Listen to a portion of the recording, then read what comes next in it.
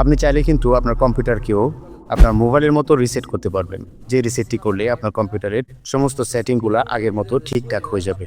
তো চলুন সেটি কীভাবে করবেন আমরা আমাদের কম্পিউটার থেকে দেখে নিই। ওকে, আমি আমার কম্পিউটারের স্টার্ট মেনুটিতে ক্লিক করে উপরে থাকা সেটিংয়ের যে আইকনটি আছে এই সেটিংয়ের ভিতর প্রবেশ করব।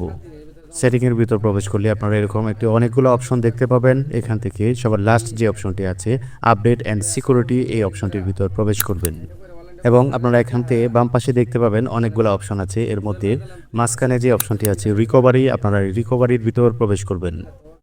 এখানে দেখতে পাচ্ছেন রিসেট দিস পিসি এবং নিচে দেখতে পাচ্ছেন গেট স্টার্ট, আপনারা গেট স্টার্ট লেখার উপর একটি ক্লিক করে দিবেন। এখানে আসলে আপনারা দুটি অপশন খুঁজে পাবেন।